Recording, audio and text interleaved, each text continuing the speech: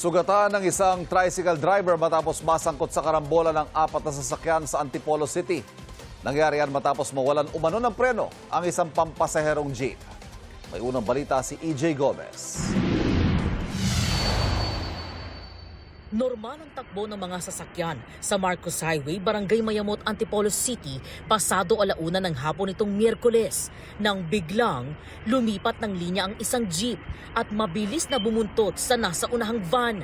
Tumama ito sa kaliwang likurang bahagi ng van. Ang jeep nagdire-diretso ng takbo. Sa isa pang CCTV video, kita ang jeep na sumalpok sa mga nakahintong sasakyan sa stoplight. Ang jeep nawalan umano ng preno ayon sa mga otoridad. Habang sila'y naka-stop, bigla silang binunggunong jeep. Ako din sa driver na wala ng preno. Bumangga siya dun sa MPV.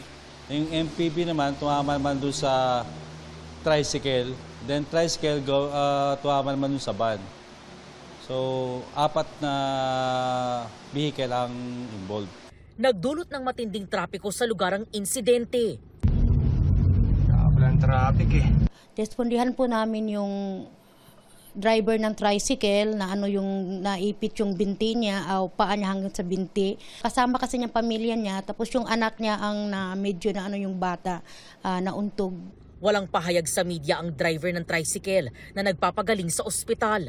Sa lakas ng impact, nasira ang unahang bahagi ng jeep. Ang MPV naman, nabasag ang likurang windshield, nasira ang unahan at likurang bahagi at nayupi ang bumper.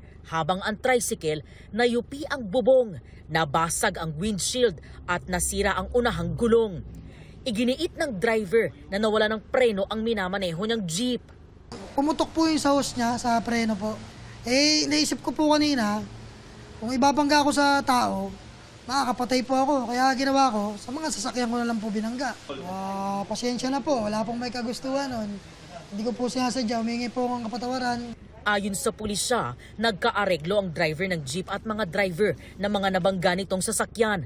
Nangako ang jeepney driver na sasagutin ang pagpapagamot sa mga sugatang biktima. Gayon din ang pagpapagawa ng mga nasirang sasakyan. Ito ang unang balita. EJ Gomez, GMA News.